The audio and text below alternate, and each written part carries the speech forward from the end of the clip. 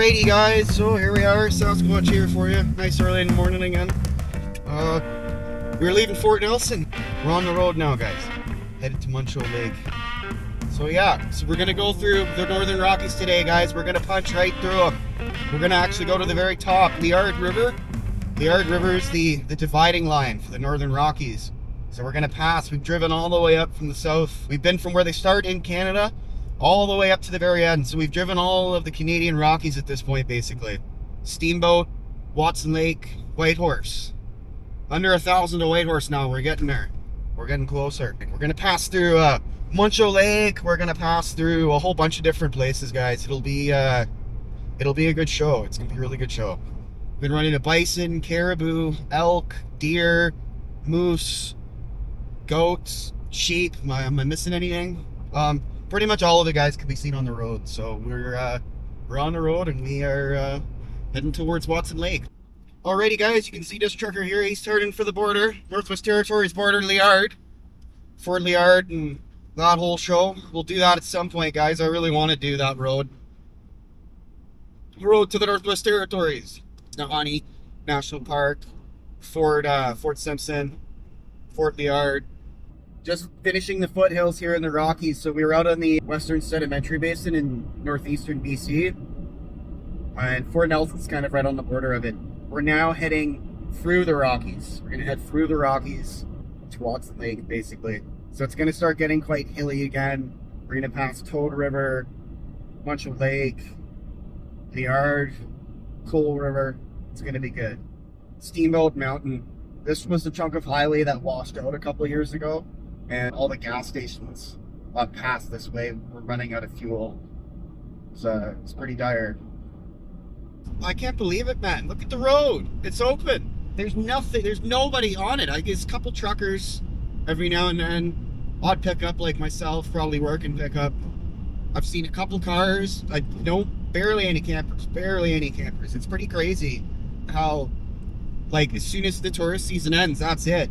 There's nobody on this road anymore. Testa River Lodge. You can get good cinnamon. We're coming up on Testa River Lodge. You get good cinnabuns there if you're into that kind of a thing. It's kind of like Batchewana in Ontario there. You got your apple fritters, Batchewana Bay. It's the size of these cinnabuns too. Woo! It's a commitment. Road's getting a little bumpier now, but we're getting into a more rough of a patch. Oh, food and gas. Testa River Lodge. Or Tetsa. Closed.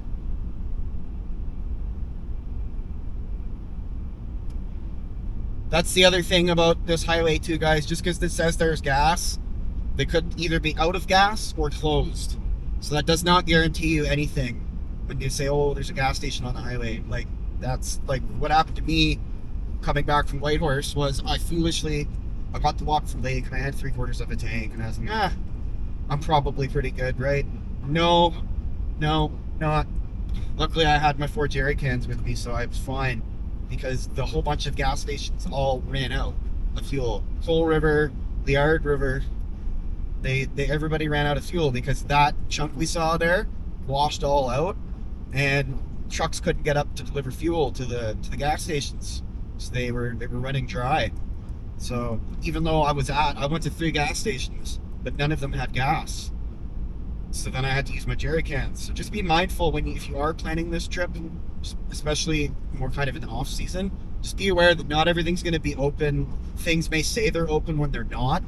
The supply can be short up here sometimes. So always come prepared, guys. Like I said, leaving Fort Nelson today, I had 200 liters of fuel at my disposal, right? So I can get about 1,200 kilometers without having to see a gas station or anything like that, right? If I need to stay overnight, keep myself heated in the truck, I've got fuel for that. So there's a lot of different things at play here. Because yeah, we just passed the lodge there and it's closed for the season. So that would be a little bit of an upset for you if you plan on getting some gas.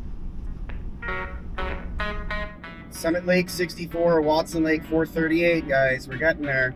We were at 500 a while ago. So it's coming. This is a big drop though on the one side. When I drove this last time, it was all dirt because of the washout. The guardrails had washed off down the mountain. It was about 2,000 3,000 feet straight down. It's pretty not fun. You're gonna see the vistas here. So,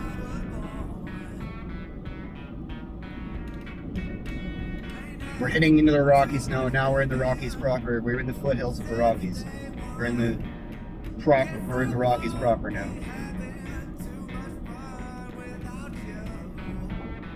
Oh, the view. You can see it from a lot of hazards on this part of the road. There's bison. Always be looking for bison, elk, moose, deer, caribou, sheep, goats. Like I said, am I missing anything here? They could all potentially be on the road here, very much so. It's their territory, guys, not ours. This is it. This is the chunk. Oh, they fixed it. It's all fixed. This was all these guardrails had washed out, and you can see it's a long way down, guys. Drive off that road, it's not going to be nothing left of you by the time you get to the bottom. Yeah, this is a nasty chunk though. When this washed out, and it caused a shortage of gas up here too, which is a big deal, guys. It's nothing to be nonchalant about. Not having gas is that's why I have 4 jerry cans. Pack 200 liters of fuel with me. Always be prepared, guys, especially up here. Steamboat Mountain Lookout.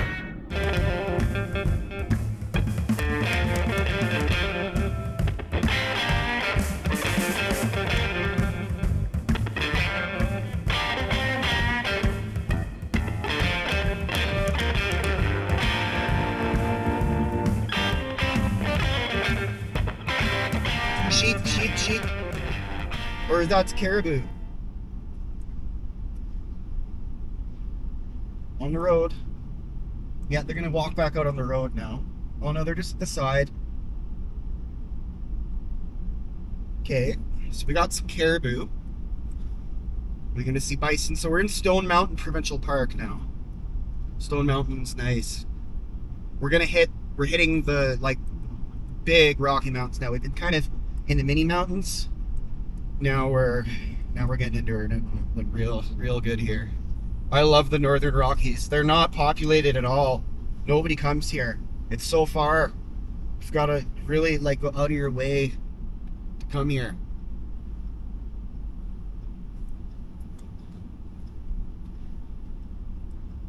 Stone Mountain Provincial Park in the Rocky Mountains. So this is one of the trails you can take. Takes you right up that mountain there.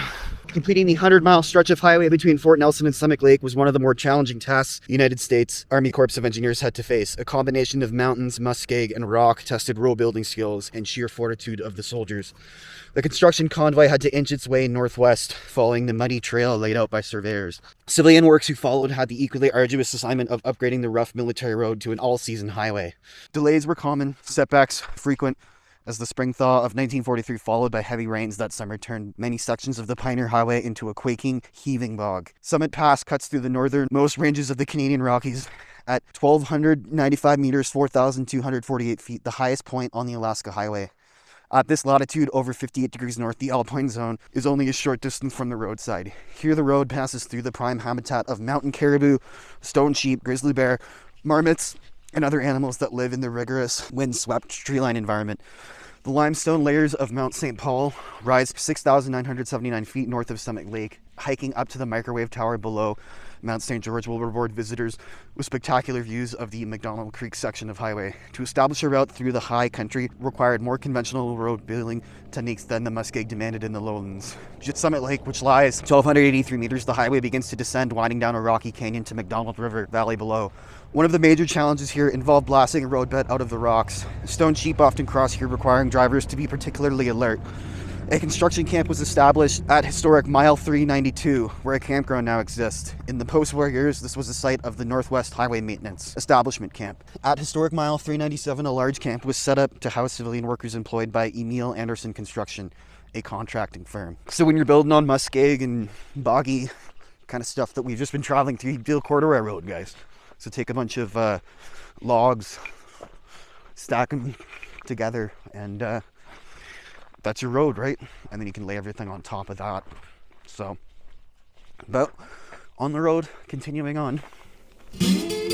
Northern Rockies. Here we are, guys. You can see the tree line, how short it ends, eh? How small the trees are up here. Mountains are just bare mountains.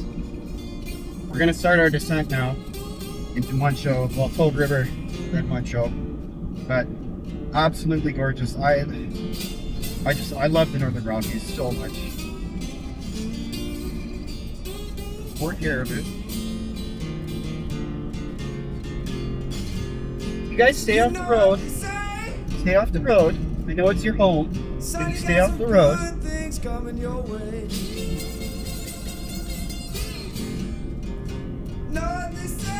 So cool, man. There's gonna be bison here. We've seen two sets of caribou already.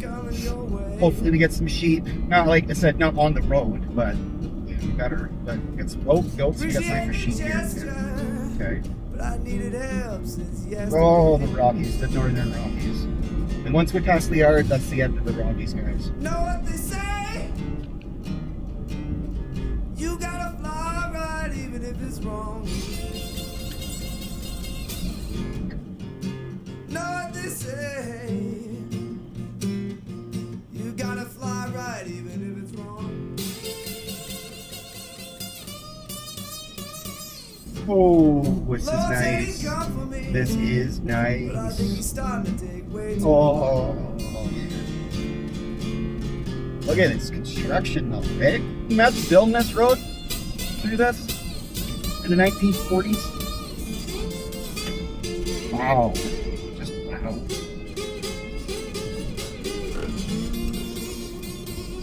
At least they got a guardrail, because that'd be a horrible death. Driving off this road. A couple hundred feet down, I'd say. Oh, rock. Oh my god. There's no trees anywhere. It's bare. Bare mountains.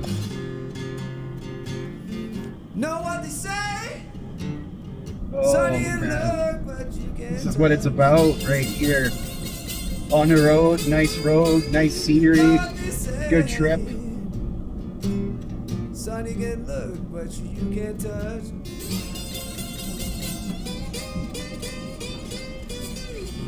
When I ask about it, they say you've been talking way too much. Oh, more caribou.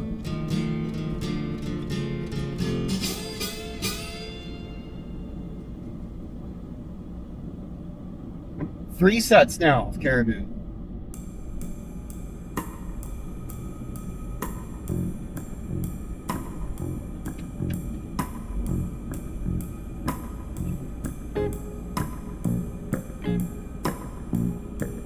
Gas station.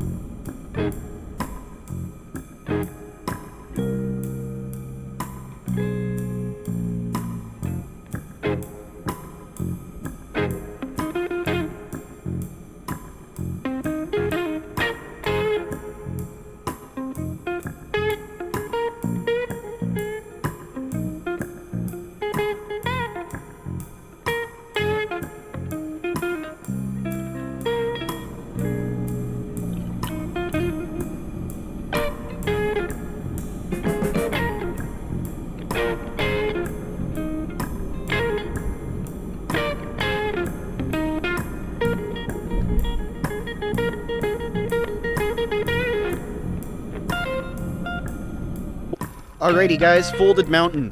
Originally, all the rock of the Canadian Rockies lay flat on the shallow seabed of the Western Continental Shelf, where it had accumulated grain by grain over 1 billion years. Over 175 million years ago, the continent of North America began to move westward, overriding the Pacific floor and colliding with offshore chains of islands. The continental shelf was caught in the squeeze. The flat-lying layers slowly buckled into folds. As time passed, folded mountain ranges sprang up across British Columbia. By 120 million years ago, the Rockies were showing above the sea. They grew for another 75 million years, rising faster than erosion could tear them down, likely reaching Himalayan heights. Active mountain building ended in the Canadian Rockies some 45 million years ago. The peaks have since been eroded to their small fraction of their original size. There used to be a lot bigger, guys.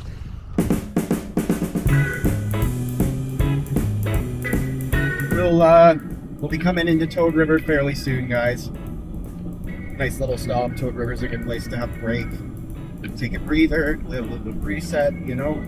Long solo driving can be tiring, quite dangerous too at times if you're get complacent or, you know, don't stop enough or you don't take enough breaks, you push too hard. These are all bad things. Plus taking a break is nice too, so I'm ready for a break. Oh yeah, baby, don't you want a man like me? Oh yeah, baby, don't you want a man like me? I guess you'd rather be dead. with Toad your River. arms full of Here we go. Here's Toad River. Oh yeah, Toad River's really nice. don't you ever let me down. Oh yeah, baby, don't you ever let me down. 'Cause if you do, darling, gonna put you 6 feet in the ground.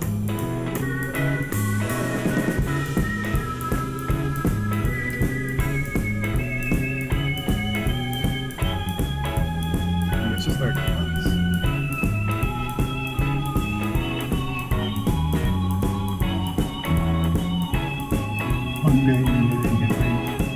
Yes, it is.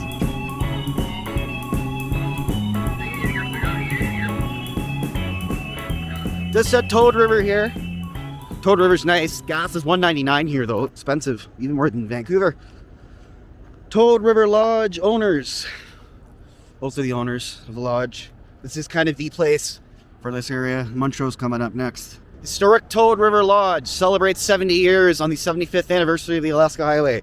In 1934, after a winter of trapping west of Fort Nelson, Lash and John Callison and their father Fred traveled by horseback through the mountains to Toad River.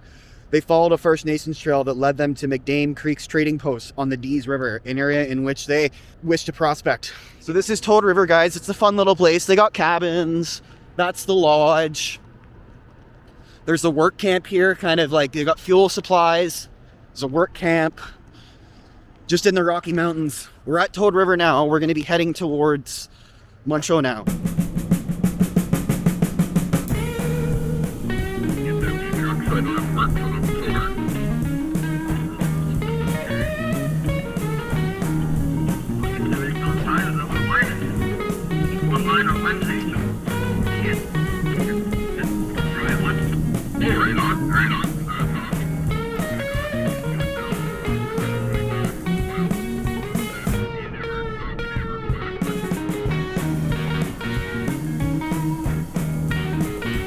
I gotta change my way of living. You know my life is such a mess. I gotta change my way of living. You know my life is such a mess. Montreux Lake Park. On that road to ruination. Okay, guys. So Montreux Lake Provincial Park. Here we are. We're coming. We got the gate here. So then we're gonna go to Montreux Lake Lodge. Check that out. Have a stop there. Just, Montreux Lake's nice. It's a good place to stop. Another breather. Life I'm living, baby, is causing me so much distress. Hit that gas and stop for nothing when you ride on the express.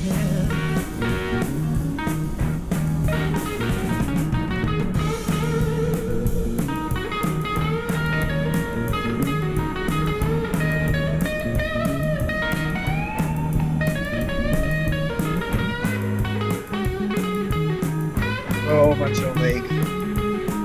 These mountains. Oh. Oh, man.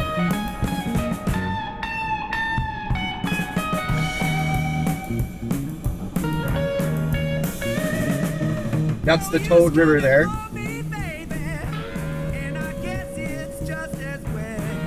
It's a tributary of the Liard. No use coming for me, baby, and I guess it's just as well. En route to final destination, express ticket straight to hell.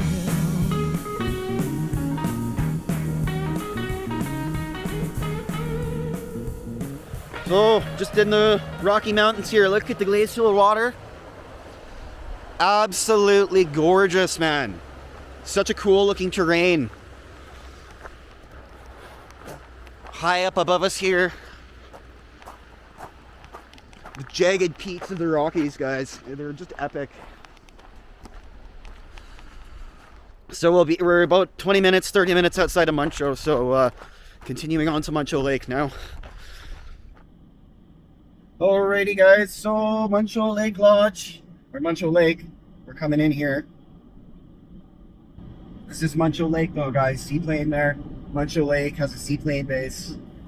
It's gorgeous here.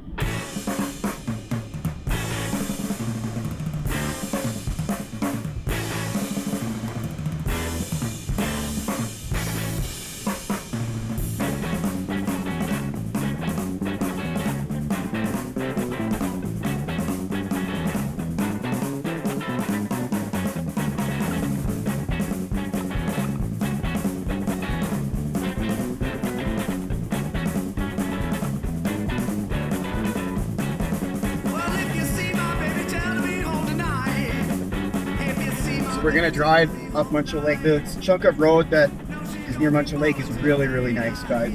You drive right by the water. The water comes right up to the road. That's pretty crazy, actually. Building this section was a nightmare, too.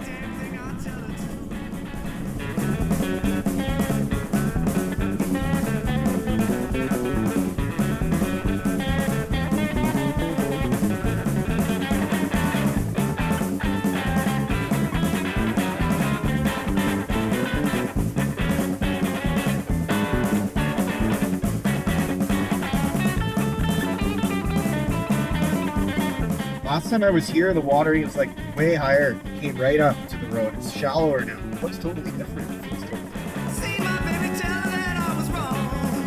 If you see my baby, tell her that I was wrong. And I'm coming back home to the place where I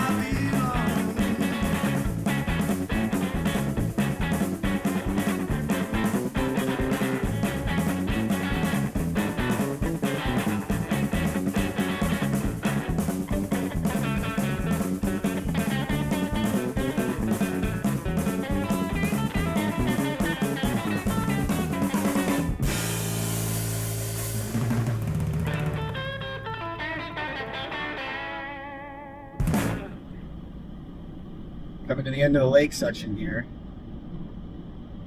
Yeah, it was coming right up to the road before. It's not doing that now. That was in June though, so it was swollen from the runoff. It's much lower though now. It was coming right up to the road.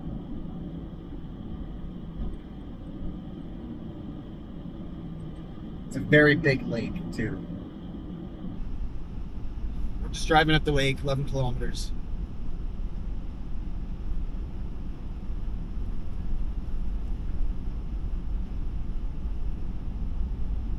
Imagine built this road though. Wow.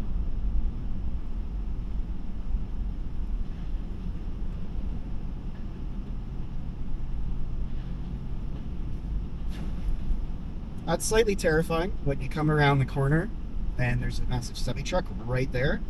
And they're big too. They need most of this lane. I gotta give them the space here. Slow down again. He's coming. Is he gonna come around right now? There we go. That's slightly horrifying and terrifying all at the same time. Muncho Lake Lodge. Maybe get some gas too. Muncho Lake. If it's not 274 or 279. That was brutal last time. Oh, I see Muncho Lake Lodge. Seaplanes. Food and gas.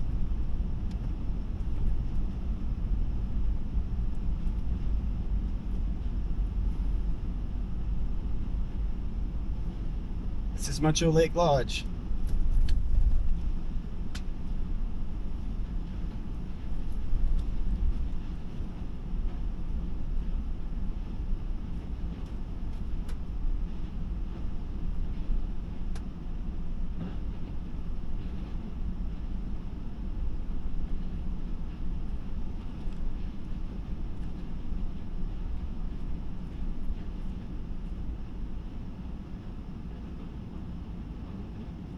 229. I'm not doing that. Bird up there making noises. This is Muncho Lake Lodge, guys. It's really, really nice lodge. So that's the gas over there if you need gas. So Toad River, Muncho Lake, Liard River also has a gas station. That one wasn't open last time. Coal River has a gas station as well. Watson Lake. So Liard is going to be our next stop, and then Coal River, and then Watson Lake. So we're getting there. But look at Buddy there. He's making his noises.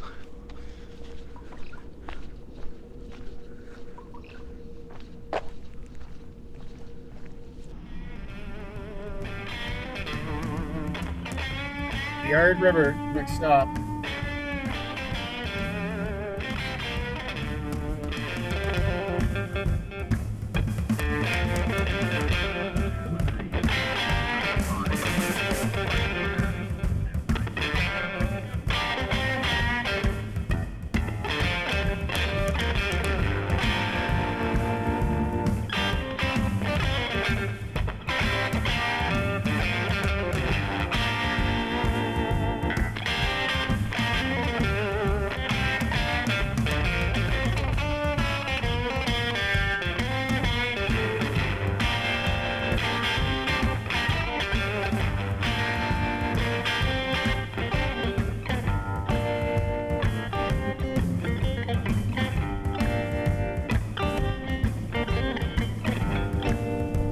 Oh, there's the warning sign for the bison.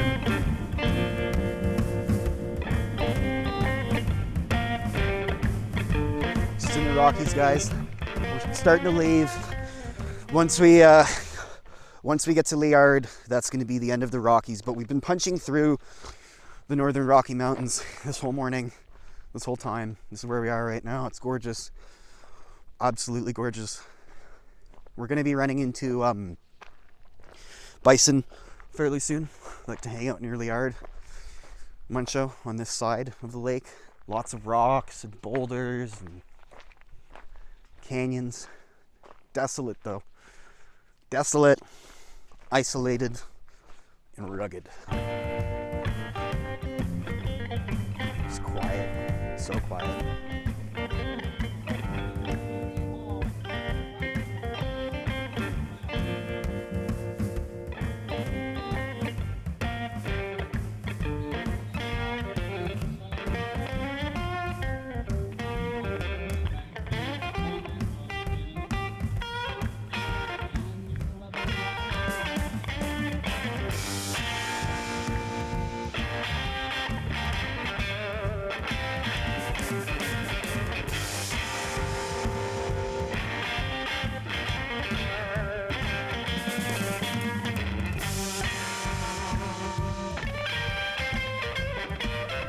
So guys, as you can see, it's getting flatter again.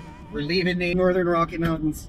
Liard is the division point between the northern Rockies. So once you pass the Liard River, the Rockies are no more, right? So, and then it'll get hilly and a little bit flat again. So we're in the bison area right now, just making sure nothing on the road there. But they'll come right up to the road or right beside the road there.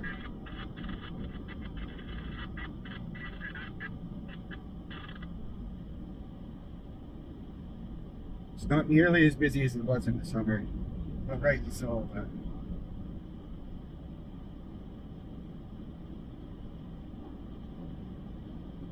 Just about to come into Liard here. Liard River town, the settlement of Liard River. Bison in territory. Next 180 kilometers, we're going to see some bison. Maybe. We've already seen some. So hopefully we see more. Not on the road though. Oh, Liard River Suspension Bridge. This is the only suspension bridge on the highway. Liard River Suspension Bridge. It's a great little bridge. This is Liard River, guys.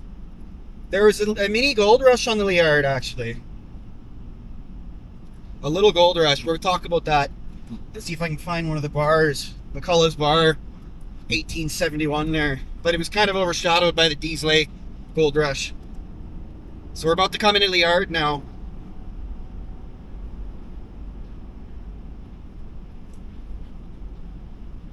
The settlement of Liard. And then Liard River Hotsprings is coming up too. Alrighty guys, Liard Hot Springs. Historic mile 496. We've done 496 miles since Dawson. If you were a construction worker, soldier, or civilian working on the Alaskan Highway in 1942-43, you had to cope with dusty summer heat, mud, or autumn rains and frigid cold in the winter and spring. The warming, steaming waters of Liard River Hot Springs provided a welcome respite. Many road building facilities were situated near the Liard River crossing, including the main construction camp, a hospital and sawmill, a fuel depot, and a repeater station. In the early days of construction in 42, U.S. soldiers developed the first convenient access to the springs, establishing a boardwalk across the broad fens between the road and the pools. The temperature of the mineral water in the pools is between 38 to 48 degrees Celsius, 110 to 118 degrees Fahrenheit. Once a week during construction, soldiers would clear out and give the camp's female contingent the run of the springs. Long lineups would form that day for the cable ferry across the river. Rather than wait for this, many women hitched a ride over the steam shovel buckets being used to build the bridge. In 1957, Liard River Provincial Park was established to preserve and protect the geological features and biological diversity that is considered to be one of the most unique hot spring environments in Canada. On that note, guys, with Liard, there's a species of snail that exists in Liard River Hot Springs that is only found in Liard River Hot Springs. And so that's Liard River Hot Springs Provincial Park, right? You can go in, you got to pay like $15 and then you walk down the boardwalk. It's quite a bit of a hike. And then you're at the pools, you go for a nice dip in the hot springs. I'm not going to do a video on that though, because getting hot springs on video is a little bit of a weird thing to do sometimes. All depends if it's private or not. In this case, no. They've obviously built some change rooms and stuff like that, but the actual spring itself is like right in the ground. The walls of the pools are dirt. There's grass on top. There's rocks on the bottom. It's a very special place. So this is Alaska Highway, Liard River. We just passed Liard River Suspension Bridge. We're going to now be talking about Liard River Gold Rush. It was a small little gold rush in 1871. Angus McCullough came down through Liard prospecting on his way into the Cassiar, and they mined a bit of gold at the bar, McCullough's bar, but didn't really do much because Dease Lake was so much bigger. Cassiar Rush, Dease Lake Rush. There's only a section of the Liard River that they were finding gold at. They were getting color. Coal River and Fort Hackett, basically between there is where they were getting it. But we've also left the Rockies now, guys. We crossed the Liard River, so we are no longer in the Rocky Mountains anymore, and we'll soon be in the Yukon. Today we're going to finally get to the Yukon. We're going to be at Watson Lake, and there'll be lots to come there. Bison blocking the road. I knew this was going to happen.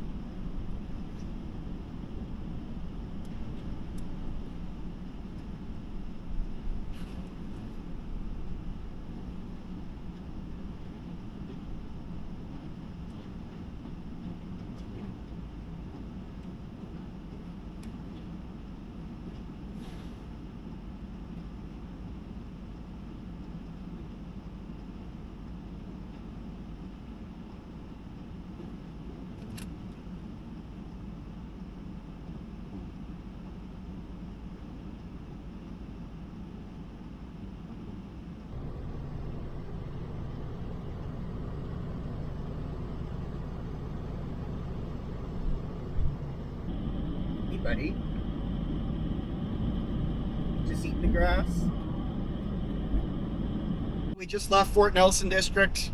We're just about to cross into the Yukon border, and then we're going to zigzag for a little bit in and out Yukon and BC, and then we'll be in Yukon proper, and we'll be in Watson Lake. We're 73 kilometers from Watson Lake right now. Just about 60th parallel, guys.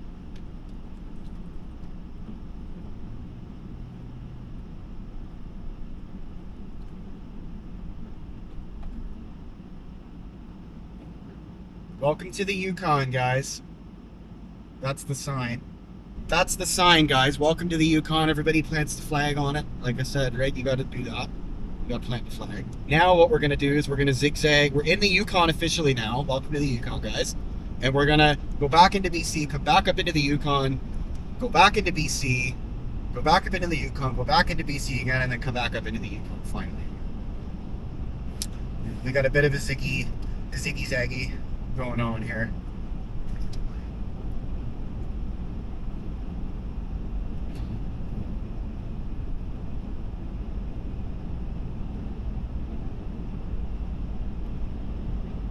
So this Contact Creek, guys, this is where it all happened. This is where the two engineer regiments met. At this site on September 24th, 1942, soldiers of the 35th United States Army Corps of Engineers working west from Fort Nelson met soldiers of the 340th Regiment working east from Teslin, Yukon. This historic meeting marked the completion of the southern sector of the Alaska Highway Pioneer Road, a feat achieved in under 7 months. The meeting place was named appropriately Contact Creek. Within the next few days, the road was pushed through as far as Whitehorse. At the time, a highway distance of 1,657 kilometers, 1,330 miles from mile zero at Dawson Creek. On September 24th, the first through truck to Whitehorse from Dawson Creek completed the grueling journey in 71 driving hour average speeds of a little more than 24 kilometers per hour. Completion of the northern sector of the highway occurred on October 29th, 1942, with the dramatic meeting of bulldozer operators of the 18th and 97th Engineers in the woods at Beaver Creek, 20 miles east of the Yukon-Alaska border. A month later, on November 20th, 1942, dignitaries arrived, most by plane, for the official opening. The ceremonies took place in temperatures dipping well below zero at Soldier Summit in southwestern Yukon. Construction of the military's Pioneer Road was completed by 11,000 American officers and soldiers in little more than 8 months. The cost was estimated at $19.7 million US, but the real job to build the all-season highway from Dawson Creek to Big Delta, Alaska was far from over. Civilian workers coordinated by the U.S. Public Roads Administration would spend another year in the north building permanent bridges and culverts, straightening, widening, and generally rebuilding the military's Pioneer Road. The Alaska Highway was open to civilian traffic in 1946. The all-season road was drivable but challenging. It would take many more decades of upgrading, paving, and rebuilding to create the modern highway that you drive today. We got one more zigzag down into BC, and then we're going up into the Yukon proper. We'll get right into Watson Lake on the Highway 1 in the Yukon. And we've been doing the whole 97, guys, all the way from Hope to here. Hope's a long way away here from here, probably 22 hours, 22-hour drive most likely, maybe a day. If you wanted to get to Hope now from here, long way up and a long way down. Alrighty guys, the 60th parallel, where the north begins. It was known that the Alaska Highway crossed the northern boundary of British Columbia at several points, but the exact location of the crossings was not known, as the boundary had never been surveyed. The boundaries within Canada underwent many changes before becoming a country formed of 10 provinces and 3 territories. In 1862, the northern border of the colony of British Columbia was established at 62 North. This location was chosen because it included the basin of the Stikine River where gold had recently been found. 1 year later, in 1863, the boundary of the colony was moved to 60 North. British Columbia became a province in 1871, and 60 North was its border. The decision to move the boundary south by 2 degrees may have been influenced by the fact that 60 North is the closest line of latitude to the start of the Yukon's western boundary with Alaska, along with the 141st meridian as well. By 1863, gold mining on the Stikine River was almost over. Indigenous people lived here long before modern boundaries were established. Casca Dene traded, hunted, trapped throughout the territory that extends across what is now southeast Yukon, northwestern BC, and Northwest Territories. Crew members of George Dawson's Geological Survey pictured at Cache Lake Camp, Francis Lake, on July 16th, 1887.